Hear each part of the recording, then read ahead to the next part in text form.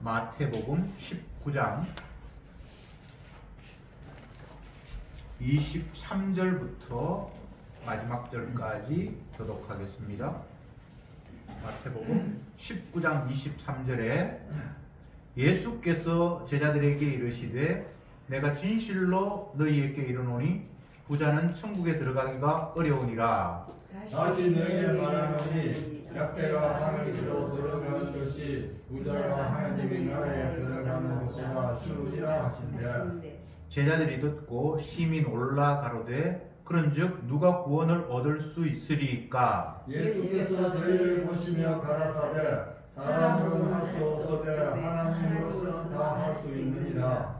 이에 베드로가 대답하여 가로되 보소서 우리가 모든 것을 버리고 주를 쫓았사오니 그런즉 우리가 무엇을 얻으리까? 예수께서 가라사대 내가 진실로 너희에게 이르노니 세상이 세울 때 되어 인자가 자기 영광의 보좌에 앉을 때에 나를 걷는 데도 열두 보좌에 앉아 이스라엘 열두 지파를 심판하리라.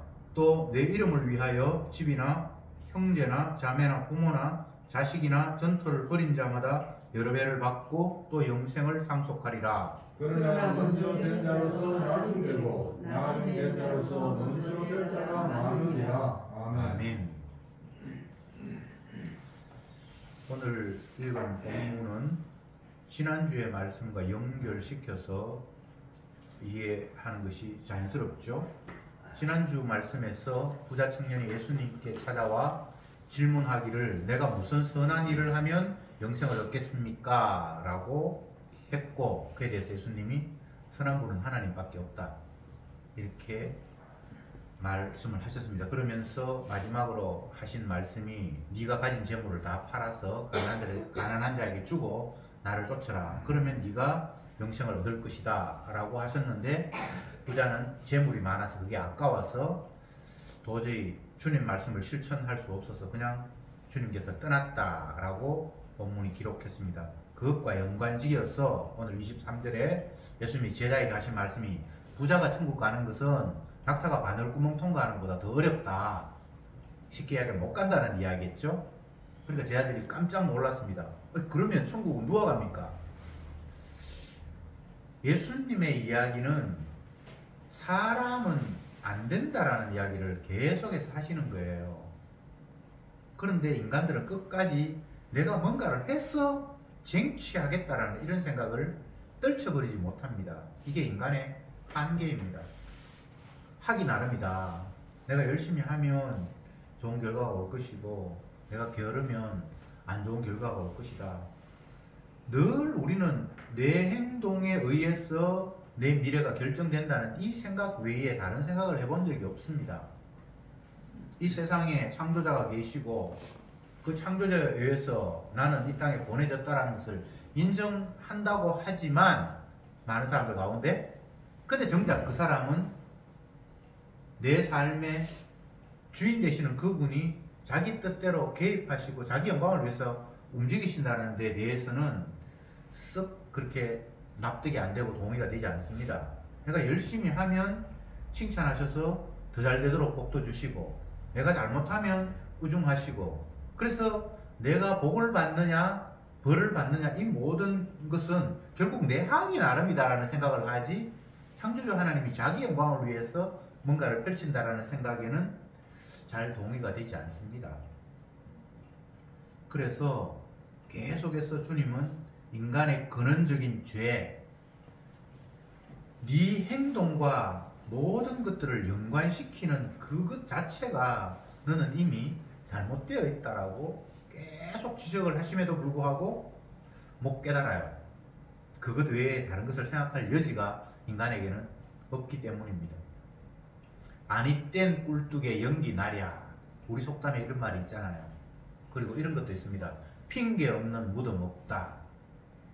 이런 이야기들이 다 뭔가가 우리의 어떤 행동에 의해서 뭔가 결정이 되는데 설사 내가 알지 못한다 할지라도 그것 나름대로 다 이유가 있다라는 거잖아요. 근데 그 이유를 창조주 하나님 자기 영광과 갖다 붙이는 것이 아니라 인간의 어떤 자기의 목적과 이익으로 접목시켜버려요. 그래서 결국은 복이 내 행동에 따라서 주어진다라는 이런 생각을 떨쳐버릴 수가 없는 겁니다. 부자 청년이 예수님께 찾아와서 질문했고 그에 대해서 예수님은 대답을 했고 부자 청년은 아니구나 하면서 떠나갔습니다. 근데 제자들은 아직 곁에 있죠. 이제 제자들을 떠나보내려고 주님이 또 질문을 하십니다. 말씀을 하십니다.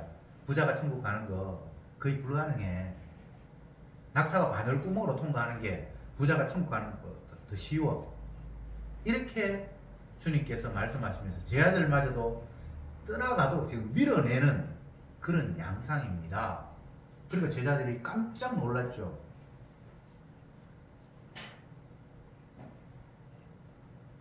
25절에 제자들이 듣고 심히 놀라 가로되 그런즉 누가 구원을 얻을 수 있으리까.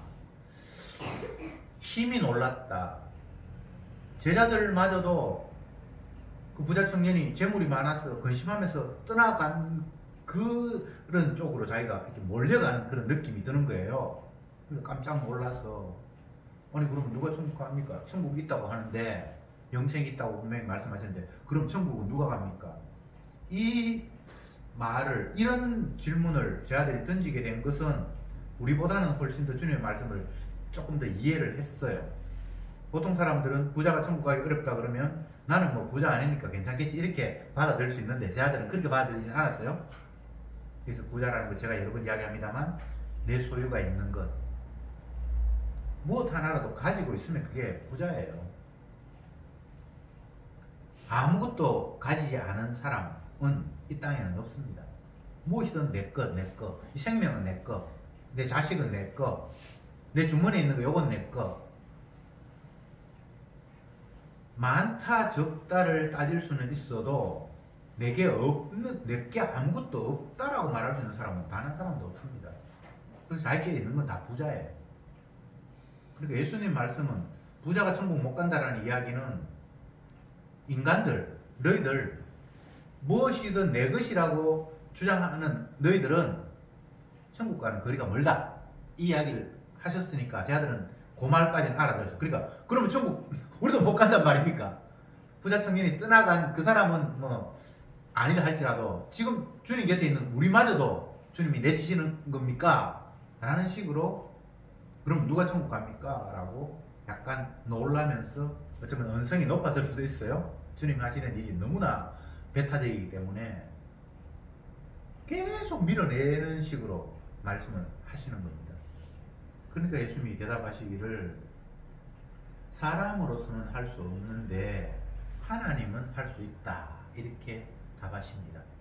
이게 예수님이 하시고 싶은 말씀의 핵심이에요. 너희들은 안 돼. 천국 가고 영생 얻는 게 너희들의 힘으로 되는 건 아니야. 근데 하나님께서 하시는 거야. 이걸 말씀하시고 싶어서 이런 긴 이야기들을 하셨습니다. 사람으로서는 할 수 없어돼. 이게 은혜 받은 성도에게는 늘 귀에 쟁쟁쟁쟁쟁 울려야 돼요. 어떤 사람들이 귀에 이제 고장이 나서 늘 뭐 이 매미 소리도 나고 이상한 소리가 난다 그러는데 이명현상이 그런 게 있다고 그러는데 성도는 이명현상으로 사람은 안 돼, 사람은 안 돼, 나는 안 돼. 이게 계속해서 쟁쟁쟁쟁 울려야 돼요. 왜? 내가 어떤 존재인 줄 알아야 예수님이 보이기 시작을 하고 그리고 주님의 하심이 크게 우리에게 다가오기 때문입니다. 나도 할 수 있는데 예수님이 하신다. 그럼 예수님이 크게 안 보이겠죠? 그렇지 않습니까? 뭐 내가 하려면 좀 힘드는데 예수님이 도와주시면 내가 좀 수월하죠. 이런 정도면 주님이 절대적이거나 그분이 크게 보이지 않잖아요. 주님이 우리에게 사람으로서는 할 수 없다라는 이야기를 계속해서 해왔습니다. 근데 못 깨달았어요. 그러면서 계속 질문하는 거예요. 아니 그럼 내가 어떡하라는 말입니까? 아니 너는 할 수 없다는데 어떡하라는 말, 그런 말도 필요가 없어요. 왜? 하나님이 하신다고 하셨으니까. 만약 사람은 할 수 없다라는 걸로 이야기 끝나버리면 정말 우리에게 좌절이겠죠. 그죠? 내가 사람인데 사람으로는 안 돼. 이걸로 만약에 이야기가, 예수님 이야기가 끝이 나버렸다면 우리는 그야말로 절망할 수밖에 없어요. 근데 뒤에 하나님께서 하셔 이렇게 말씀하셨잖아요. 근데 이게 안 믿어지는 거예요. 은혜가 안 오면. 그러니까 정말 답답할 노릇이죠. 예수님의 그 이야기에 베드로가 또 이야기합니다. 27절에 이에 베드로가 대답하여 가로되 보소서 우리가 모든 것을 버리고 주를 쫓아 싸우니 그런즉 우리가 무엇을 얻으리까? 또 다시 원점으로 돌아가 버렸어. 또 내가 무엇하면 영생 얻겠습니까? 요건 앞에 부자 청년과 자기를 비교해 본 거예요. 부자 청년은 재물이 아까워서 가난한 사람들이 죽어 나를 쫓아라는 말을 포기하고 가버렸어요. 근데 우리는 배와 건물을 버려두고 주님 따라왔잖아요. 그러니까 우리가 이렇게 한 행동에 대해서 뭔가를 얻을 수 있지 않습니까? 계속 자기 행위와 복, 영생을 연결시키고 있어요. 부자 청년이 내가 무슨 선한 일을 하면 영생을 얻을 수 있겠습니까? 라는 이 말이나 우리가 주님을 위해서 모든 걸 다 버리는데 우리가 뭘 얻겠습니까? 이 말이나 다 자기 행동과 자기 희생과 뭔가 보상이 연결되어 있을 것이라는 생각을 계속 갖고 있잖아요. 주님은 사람은 안 된다라고 이야기하고 있는데 이게 진짜 답답할 노릇이에요. 복음을 이야기하면 계속해서 사람은 안 된다. 그렇기 때문에 예수님이 십자가에서 죽으셨다. 그 십자가가 모든 것을 이루신다. 이런 이야기를 계속 하고 있는데 실컷 듣고 그러면 나는 뭐 해야 되는데? 이렇게 묻는 거예요. 사람은 할 수 없다고 계속 이야기했는데 그리고 주님이 십자가에 지셔서 모든 일을 이뤘다고 했는데 그러면 주님 십자가 감사합니다 뭐 이렇게 나와야 되는데 그러면 내가 뭐 해야 되는데 또 이렇게 묻는 거예요. 지금 제자들이 이런 상황이잖아요. 안 된다고 계속 이야기하고 있는데 나는 부자 청년이 주님 버리고 떠난 것과 다르게 내 재산도 버리고 주님 따랐잖아요. 그러면 뭐 주실래요? 계속해서 자기 한 일, 인간의 자기 공로를 들이밀면서 그에 대한 뭔가 보상 없습니까? 라고 묻고 있는 거예요. 이게 선악과 따먹은 인간의 본성입니다. 지가 뭘 했는데 수고하고 애썼는데 그 수고하고 애쓴 거에 대한 보답, 보상이 없다면 정말 이건 화날 일이에요. 부모가 자녀를 향해서 화내는 이유는 내가 네 어릴 때부터 키운다고 얼마나 노심초사하며 힘들었는데 니는 내 마음도 모르고 이것 때문에 부모가 자녀에 대해서 화를 내거든요. 지 공로가 의미 없이 돌아갔다라는 이야기죠. 교회 목사들도 마찬가지입니다. 지가 개척교회 하면서 죽도록 고생하고 했는데 이제 교회가 좀 크니까 교인들이 나를 쫓아냈다. 내가 그냥 못 나가. 10억 내놔. 이렇게 싸우는 교회가 한두 교회가 아니에요. 지 공로를 이야기하는 거예요. 복음은 우리의 공로를 내세울 틈바구니가 없음을 말하고 있습니다. 네가 뭔가를 했어? 그건 나를 발로 차는 일이었어. 사도 바울이 열심히 하나님 위해서 했는데 예수님을 발로 차는, 무시하고 짓밟는 일이었다고 예수님께서 말씀하셨잖아요.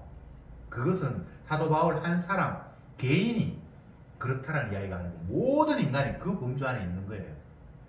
하나님을 위해서 뭔가를 했다고 하는데 그건 하나님을 제대로 알지 못하고 하나님의 아들, 하나님에 의해서 이 땅에 보내신 그 예수님을 무시하고 십자가에 못 박아 죽이는 일에 네가 가담했을 뿐 그 외에 다른 일은 없어 라는 것이 성경의 이야기입니다. 그런데 우리가 뭘 했다라고 내세웁니까? 그 한 개 전부 죄악인데, 내 욕심이었는데. 이 성경을 자세히 구절을 읽어보면 예수님은 인간에게 안 된다라고 계속 이야기하면서 내가 나서야 돼, 내가 해야 돼 라는 이런 이야기를 반복하고 반복하는데 사람들은 계속해서 내가 무엇을 하면 됩니까? 내가 어떻게 하면 좋겠습니까? 계속해서 자기 행위를 들이미는 거예요. 아, 이 제자들이 IQ가 낮구나. IQ가 낮은 게 아니고 인간의 한계예요. 인간이 그냥 이런 존재들이에요. 선악과 따먹을게요. 지 하는 행동, 자기의 공로와 수고와 땀에 의해서 좋은 것이 자기에게 올 수 있다는 이 생각을 영원히 떨쳐버릴 수 없는 거예요. 저와 여러분들도 예외가 아닙니다. 성경에 나오는 인물들이 다른 인물이 아니고 그냥 인간을 대표하는 대표자들이에요. 시범 조교들이에요.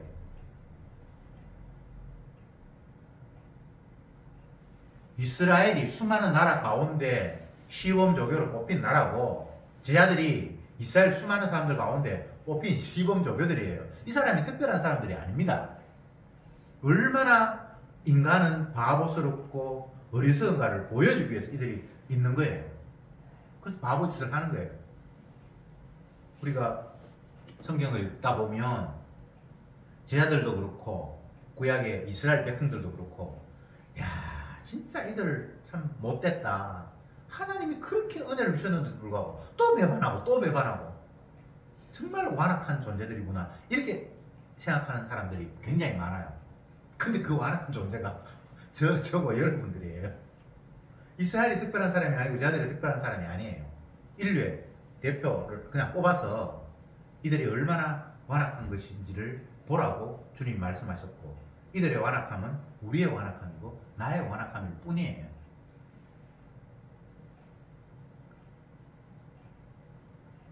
소경은 앞을 보지 못하기 때문에 그냥 안 보이는 채 자기의 다른 감각을 가지고 뭔가를 측정하고 그럴 것이다라고 판단하는 것 외에는 없잖아요. 근데 눈을 떠버리면 상황이 전혀 달라지거든요. 제가 어떤 그 기사를 봤는데 오랫동안 앞을 못 보고 살다가 기적적으로 그 눈 수술을 해서 개안 수술을 해서 앞을 보게 된 사람이 있다고 합니다. 근데 그 사람은 눈을 뜨게 됐는데 옛날에는 안 보면서 더듬으면서 모든 것들을 판단하면서 행동을 했잖아요. 근데 눈을 뜨니까 전혀 다른 세계가 됐잖아요. 자기 일상이 다 엉클어져 버린 거예요. 그래서 집에 도착을 했는데도 내가 지금 있는 거실에서 자기 방으로 가는 게 이게 어색한 거예요. 그 눈을 감고 더듬어서 간다고. 오랫동안 그게 습관이 돼 있으니까. 그거 제가 지는 말이 아니고 어떤 사람이 기사로 쓴 게 있어요. 제가 그걸 보면서 느꼈어요. 야, 인간은 이런 존재구나. 주님이 눈을 뜨게 하셨어도 오랫동안 그 관성에 의해서 옛날 안 보던 식으로 또 다시 자기 생각이 돌아가 버리고 이게 저와 여러분들의 실상입니다. 선악과 따먹은 티를 팍팍 내는 거예요. 우리가 맹인이었다는 사실, 앞을 못 보는 자였다는 사실을 계속의 삶의 현장에서 토해내고 있는 거예요. 야, 그러면 정말 좌절이네. 좌절할 필요 없어요. 사람은 늘 그래요. 근데 하나님이 자기 백성 구원해요. 여기가 강조점이, 악센트가 있는 거예요. 사람으로서는 할 수 없어야 당연하고, 근데 하나님이 하신다는데 강세가 있어요. 저와 여러분들 죽었다 깨어나도 예수는 못 믿고요. 하나님 말씀 순종 못 합니다. 하나님 나라를 사모해요? 주님의 이름을 위해서 우리가 뭔가를 버린다? 그 거짓말이에요. 29절에 내 이름을 위하여 집이나 형제나 자매나 부모나 자식이나 전토를 벌이는 자는 여러 배를 받고 또 영생을 상속하리라. 제 아들 이 이야기 듣고 굉장히 기뻤겠죠. 왜냐하면 자기들은 다 버리고 쫓았다고 생각하잖아요. 근데 그들이 주의 이름을 위해서 버렸습니까? 아니에요. 자기 영광을 위해서 투자를 한 거예요. 고기 잡는 것보다 능력 많으신 예수님 따라다니면 더 큰 소득이 있겠다라고 생각하면서 직업 바꾼 거지 포기한 거 아닙니다. 이 땅의 인간은 포기할 수가 없어요. 주의 이름을 위해서 아니에요. 자기 이름을 위해서 하는 거예요. 제 아들은 착각했을 거예요. 예수님 이렇게 이야기하니까 아 우리는 버렸으니까 우리를 좀 인정하는가 보다. 근데 이 이야기는 그런 이야기가 아니에요. 내 이름을 위하여 집이나 형제나 자매나 부모나 자식이나 전토를 버리는 자 주님의 이름을 위해서 버리는 사람 아무도 없습니다. 예수님 자기 자신이 아버지의 영광을 위해서 이렇게 버렸지 인간은 여기에 해당되는 사람이 없습니다. 부자 청년이 자기 재물 포기 못하고 고민하면서 그냥 돌아갔죠. 모든 인간은 이 범주 안에 있습니다.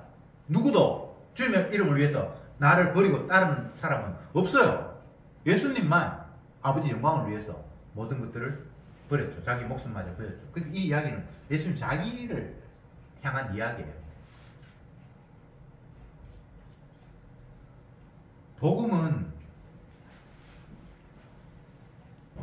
은혜가 임한 자에게, 십자가의 능력이 임한 자에게 하나님 말씀이 기쁜 소식으로 들리는 거지, 그렇지 않은 자에게는 기쁜 소식이 아닙니다. 십자가의 도가 구원 얻는 자에게는 이 하나님의 능력으로 기쁜 소식으로 들릴지 모르지만, 그렇지 않은 자에게는 거슬리는 것이에요. 누군가가 뭐 사형 당했다, 피 흘려 죽었다, 그 이야기가 뭐가 그렇게 듣기 좋은 이야기겠습니까? 요즘 같으면 맨날 뉴스에 아시안 게임 뭐 메달 딴 거 계속 신문에 나잖아요. 뭐를 금메달 땄다, 이겼다, 이런 게 사람들에게 뭐 기쁜 소식이 되겠지, 누가 죽었다 이런 이야기가 기쁜 소식이 되진 않잖아요. 십자가가 기쁨으로 다가올 때에는 이미 그것은 주님의 은혜가 임한 사람이고, 그 사람에게만 그것이 기쁜 소식으로 들려질 뿐이지 나머지에게는 기쁜 소식이 아니에요. 그래서 수많은 기독교의 이름으로, 교회의 이름으로 모인 많은 사람들이 십자가 이야기를 남기지 않습니다. 십자가 이야기를 해도 그게 성경에 이야기하는 예수님의 피 흘리심의 십자가를 이야기하는 것이 아니라, 그걸 넘어선 부활과 영광을 이야기하고 있어 십자가를 훅 스치고 지나가 버리는 그런 십자가예요. 얼른 지나가 버려요. 십자가로 끝나지 않아요. 그런데 복음 전하는 사도들은 십자가만 이야기해요. 우리가 잘 아는 대로 고린도전서 2장 2절에는 바울이 고린도 교회에 편지하면서 선글 가운데, 나는 너희가 예수 그리스도가 십자가에 피 흘려 못 박힌 것 외에는 아무것도 알지 않기를 원한다, 이렇게 이야기했어요. 십자가만 알았으면 좋겠다. 왜? 다른 건 의미가 없으니까. 그것만이 너희에게 복음이 되니까. 예수님 죽었다라는 소식 말고는 너희에게는 기쁜 소식 없어. 왜?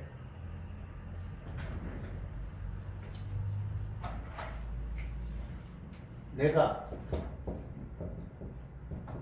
무엇을 하여야 인간의 행위, 부자 청년도 내가 무슨 선한 일을 하여야 역사했겠습니까? 베드로도 주님, 우리가 주님을 위해서 모든 걸 다 버렸는데 우리에게 무엇을 주시겠습니까? 계속 자기 행위하고 보상하고 연결되잖아요. 근데 주님은 너희들의 행위와 보상이 연결되는 것이 아니다. 내 행위와 복이 연결될 뿐이다. 그래서 인간은 내가 무엇을 하여야, 예수님도 내가 합니다. 내가 십자가 져야 모든 게 된다. 인간은 내가 무엇을 하여야, 예수님은 내가 십자가를 져야. 계속 이 대립이에요. 그래서 이 복음을 깨달은 사도들은 십자가 외에는 아무것도 아니야. 네 행위 가지고는 안 돼.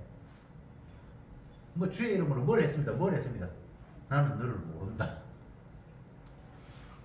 주의 이름으로 한 게 아니에요. 자기 이름으로 한 거예요. 인간들의 행위는 주의 이름으로 했다고 하지만 그게 주의 이름이 아니고 자기 이름으로 해서, 자기 영광을 해서, 자기 천국하기 위해서, 자기 복 받기 위해서 한 행동이에요. 인간은 자기를 위한 행동 말고는 안 나옵니다. 그래서 예수님은 그걸 거절해버리죠. 네 가진 것을 다 팔아 남들에게 주고, 이게 인간에게는 있을 수가 없는 거예요. 어떤 사람은 그렇게 했다고 이야기하는데 그거 쇼입니다. 그거 아닙니다. 내 것을 남에게 줄 수가 없어요. 더 정확하게 이야기하면 내 것이 없어요. 근데 그게 깨달아져야 되죠. 그죠? 아, 내 것이 없다. 주의 것이었는데 주님이 저쪽으로 이동시키라고 하시네? 그렇게 해서 그냥 그쪽으로 이동이 되고, 그러면 내가 했다는 소리를 할 틈이 없죠. 주가 하신 거예요. 주신 자도 여호와시고 취하신 자도 여호와시고. 근데 그게 없잖아요. 청지기는 주인이 자기 목적을 위해서 무엇을 맡겨요. 그게 물질이 되었건 시간이 되었건 능력이 되었건 지위가 되었건 맡겼다가 주님이 또 이제 계획이 달라져서 이제 그 나에게 있는 걸 다시 회수할 수가 있어요. 그 물질이 되었건 건강이 되었건 무엇이. 그럼 또 다른 데로 갈 수 있어요. 그럼 가는 거지. 내가 한 건 아니에요. 주신 자도 여호와시고 가져가신 자도 여호와시고. 내가 뭘 했다라는 이야기를 성경에서는 할 수가 없는 거예요. 인간은. 그래서 항상 하나님의 아들이 아버지의 뜻을 따라서 유일하게 뭔가를 단독적으로 할 수 있는 주체적인 인물이 됩니다. 그를 주님은 하나님의 형상이다, 내 아들이다 이렇게 이야기하고 진짜 사람으로 간주합니다. 나머지 다 가짜예요. 엉터리예요. 하나님의 아들만 아버지의 뜻을 알고 순종할 수 있고 예수님의 공로만 인정되는 세계가 이 천지 만물에 펼쳐지는 세계예요. 인간의 공로는 없습니다. 예수님의 공로, 그것만 인정하는 거예요. 그게 복음이에요. 아니 내가 했잖아요. 그건 죄예요. 칭찬 들을 일이 아니고 우중 들을 일이에요. 내가 이것도 하고 저것도 했잖아요. 그거 나를 발로 찬 일이다. 예수님께서 베드로에게, 바울에게 그렇게 이야기했잖아요. 주는 어릴 때부터 율법 지키고 하나님의 영광을 위해서 희생하고 봉사하고 열심히 노력했는데 그거 네가 나를 발로 찬 거야. 나를 핍박한 거야. 이렇게 예수님께서 말씀을 하셨잖아요. 그렇게 인간의 행위에는 공로라는 게 하나님이 인정할 만한, 칭찬 들을 만한 게 없어요. 유일한 공로, 하나님이 인정할 만한 행위, 공로는 하나님의 아들 예수님만 하신 거예요. 그것도 십자가를 지는 것을 통해서, 자기 희생을 통해서 유일하게 공로를 하나님 앞에 인정받을 수 있는 일이 벌어진 거예요. 그 이야기가 죄인에게, 우리에게, 지옥 가야 할 우리에게 기쁜 소식이에요. 기쁜 소식. 예수님이 네가 받을 저주 십자가에서 대신 받았다. 이제 더 이상 너에게 주님이 죄를 묻지 않는다. 기억도 하지 않겠다라고 약속하셨다. 이게 유일한 죄인에게 복음입니다.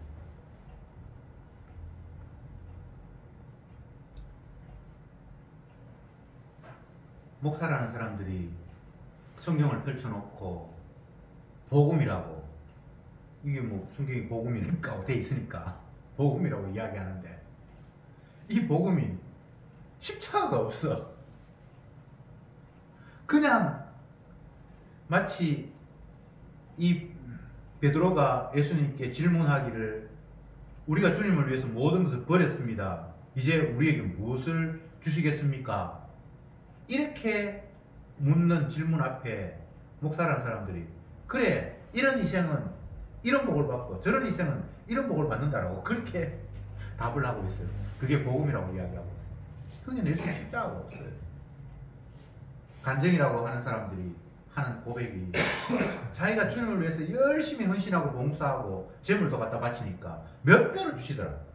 거기에는 주님의 십자가의 피 흘리심이 없어요.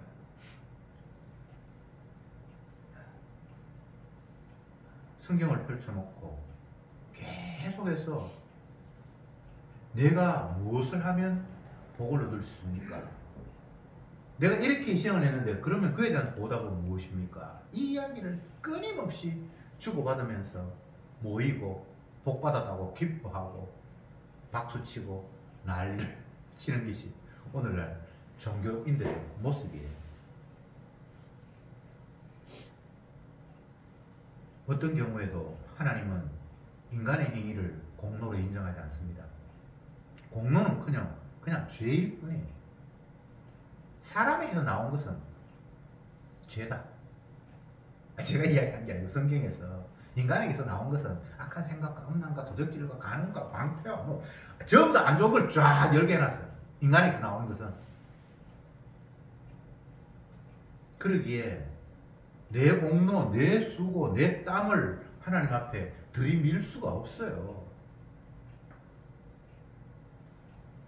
그런데 예수님께서 내가 십자가에서 피 흘려 죽었잖아, 이 이야기를 끄집어내시는 거예요.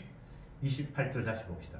예수께서 가라사대 내가 진실로 너희에게 이르노니 세상에 새롭게 되어 인자가 자기 영광의 보좌에 앉을 때에 나를 쫓는 너희도 12보좌에 이스라엘 12지파를 심판하리라. 이 문장에서 중요한 것은 인자가 자기 영광의 보좌에 앉을 때에, 이게 핵심입니다. 예수님이 하나님 앞에 인정받아서 이제 그 영광의 보좌 주의 자리에 앉을 때에 그에 속한 백성들은 같이 주님과 더불어 심판하고 평가하는 그런 위치에 이르게 된다. 그러니까 예수님이 자기 영광의 보좌에 앉는 것, 이것은 십자가 지심으로 말미암아 일어나는 일이거든요. 사도행전 2장에서 너희가 십자가에 못 박아 죽인 예수를 하나님이 주와 그리스도가 되게 하셨다라고 해요. 그러니까 십자가 죽으심으로 말미암아 예수님은 주와 그리스도가 되신 거예요. 구원자가 되신 거예요. 주, 구원자가 되신 거예요. 이게 인자가 자기 영광의 보좌에 앉을 때에 하나님이 나를 주의 자리에 모든 것을 심판하고 평가하고 할 그 자리에 앉게 하실 때에 그게 핵심인 거예요. 그렇게 될 때에 주님의 자기 택한 백성들은 당연히 구원을 얻죠. 주님이 왜 피를 흘리셨습니까? 자기 백성의 죄를 담당하기 위한 피잖아요. 그렇잖아요. 주님이 괜히 피 흘린 거 아니잖아요. 자기 백성의 죄를 본인이 다 안고 담당함으로 말미암아 그를 채찍에서 해방시키는 그런 희생이잖아요. 그리고 그렇게 될 때에 자기 백성은 당연히 주님과 함께 영광스러운 위치에 구원의 영생에 이르게 된다. 예수님은 이 이야기를 하십니다. 인간들은 자꾸 그럼 내가 한 거는 뭡니까? 내가 무엇을 해야 됩니까? 계속해서 자기 행위를, 자기 공로를 자꾸만 내세우게 됩니다. 예, 그건 어쩔 수 없어요. 공로를 내세우든지 말든지 주님은 그것 무시하고 인자가 영광의 보좌에 앉을 때에 아버지가 나를 주의 자리로 앉게 하셨을 때에 나는 내 택한 백성 건진다. 이것 외에는 다른 방법이 없어요. 이게 사람으로서 할 수 없어요. 하나님 하시는 일이에요. 신앙생활이라는 게 사실은 내 공로를 내세우거나 내 열심을 펼치는 게 아니에요. 내 자신의 무능함을, 내 자신의 죄악됨을 날마다 폭로당하는 게 신앙생활이에요. 이 순간 또 내가 뚱뚱한 짓 했구나. 또 내 공로를 내세우려고 깝죽거리구나. 내가 인정받는다고 남들 앞에 기뻐했구나. 이게 인정받을 일도 못 되는데 그냥 주님께서 시키셨어. 그냥 나도 모르게 그 자리에 그냥 갔을 뿐인데 이게 어떻게 내가 영광받을 일인가? 그 신앙생활은 늘 우리의 죄를 폭로당하는 게 신앙생활이에요. 내 일을 수집하고 모아서 자랑거리를, 면류관을 만드는 게 신앙생활이 아니에요.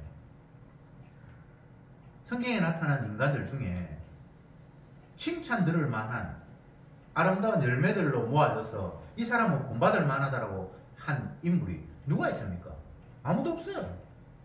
어떤 사람은 성경 펴놓고 누구 본받자 그러는데 그 사람의 죄악을 이야기하지 않아요. 사도 바울 신약에는, 구약에는 다윗, 아브라함 이런 인물의 죄들이 막 수룩하게 나오잖아요. 근데 그게 좋은 것만 딱 뽑아서 본받자 그래요. 사람은 본받을 대상이 아닙니다. 소경이 소경을 인도할 수 없다고 그랬잖아요. 인간들은 다 소경이거든요. 양이 양을 인도할 수 없잖아요. 양은 다 어리석어서 각기 제 길로 가는데 그 앞선 양이라고 해서 따르는 양들이 그걸 따라갈 수가 없잖아요. 목자만이 양을 인도할 수 있습니다. 목자는 예수님밖에 없어요. 사람들이 지도자 역할을 하면서 뭐 사도가 되었건 아니면 선지자가 되었건 교사가 되었건 목사가 되었건 그냥 똑같은 어리석은 양 중에 한 사람이거든요. 근데 지가 목자인 줄 착각해요. 그래서 예수님 말씀하셨잖아요. 목자는 양을 위해서 생명을 버리는 자만 목자다. 인간은 목자가 없어요. 예수님만이 자기 양을 위해서 목숨을 버렸고요. 어떤 경우에도 주님이 영생을, 구원을, 하나님의 일을 사람의 손에 위임하거나 맡긴 적이 없어요. 교회가 담임 목사를 위임한다고 위임식 하는데 하나님은 위임한 적이 없어요. 인간들끼리 그냥 저들끼리 쇼하고 있는 거예요. 목사 같은 사람은 위임 목사 되려고 안간힘을 써요. 왜? 그건 정년이 보장되는 위임은. 목사 같으면 70살까지는 너희들 위임했으니까 나 함부로 못 쫓아내. 이게 위임이거든요. 나머지는 임시라 임시. 언제든지 가라 그러면 가야 되는 게. 그러니까 목사는 막 죽도 사기로 위임 목사 되려고 하는 거예요. 정년 보장 받으려고. 이게 하나님의 일이 뭐 이런 게 다 있습니까? 가라 하면 가고 오라 하면 오고 그런 거죠. 뭐 정년이 보장이 되고 그런 게 어디 있습니까? 여기가 지금 무슨 세상 직업 장터입니까? 거짓 선지자를 삭군이다 이렇게 얘기해요. 삭군. 돈 받고 일하는 사람. 세상의 모든 직업은 다 삭군이에요. 삭군이 나쁜 말이 아니에요. 근데 이게 복음의 영역에 오면 진짜 강도거든요. 주의 일을 돈 받고 한다는 게 이게 말이 안 되잖아요. 주님이 시키셔서 하는 거예요. 뭐 죽어야 하면 죽고 살면 살고 그런 거지. 이게 무슨 이윤이 뭐 나오고 이런 공간이 아니란 말이죠. 주님의 피로 값주고 산 교회인데 그게 세상의 어떤 뭐 인간들이 이익 집단 뭐 주식회사가 되고 말아서. 그래서 주님이 성전을 헐어라. 너희들의 성전은 성전이 아니라 강도의 구려를 만들었다. 비둘기 팔고 뭐 양 팔고 그게 비둘기 팔고 양 팔고 하는 게 그들은 아주 신앙적인 일이었어요. 하나님 앞에 드려야 될 죄물을 멀리서 못 가져오니까 돈 받고 팔고 성전에 통용되는 돈이 따로 있어요. 로마 화폐는 로마의 뭡니까 그 우상이 그려져 있으니까 그걸 갖다 하나님 전에 드리는 건 안 돼. 그래서 자기들끼리 화폐를 따로 만들었어요. 다 신앙적이에요. 자기들 보면. 근데 주님이 장사의 소굴을 만들었다. 성전 앞에서 양 팔고 비둘기 팔고 돈 좀 바꾸고 하는 사람은 엄청난 이권을 가지고 자리세 받고요. 그래서밖에 없잖아요. 백화점 1층 딱 들어가는 입구에 거기 숍 하나 자리 차지하려면 그 엄청난 그 이권을 줘야 되잖아요. 그런 것처럼 사람들이 성전에 몰려오는데 그 앞에서 비둘기 팔고 농좀 바꾸고 하는 그 고난을 받은 사람들은 그 아무나 하는 게 아니란 말이에요. 말씀을 정리합시다. 주님의 말씀은 모든 인간들을 다 죄인으로 몰아세우고 밀어내는 말씀입니다. 부자 청년만 밀어낸 게 아니에요. 따라다니는 제 아들마저도 확 밀어내버렸어요. 아무리 우리가 주님을 따라 붙이려고 해도 따라 붙일 수가 없어요. 예수님 십자가 못 박히실 때에 예수님 곁에 누가 있었습니까? 아무도 없었어요. 다 떠나가 버렸어요. 이게 주님이 하시는 일입니다. 주님을 따른다고요? 우리 힘으로는 불가능한 거예요. 하나님 말씀 순종한다고요? 이거는 인간의 힘으로는 불가능한 거예요. 택도 없는 이야기를 주님은 계속하고 있어요. 유교 관점에서, 선학적인 관점에서 하나님 말씀 보면 이게 도무지 우리가 수용하거나 용납할 수 없는 거슬리는 말씀이에요. 그래서 이 말씀 앞에 넘어질 수밖에 없고 다 떠났더라, 각기 제 길로 갔더라 할 수밖에 없는 말씀이에요.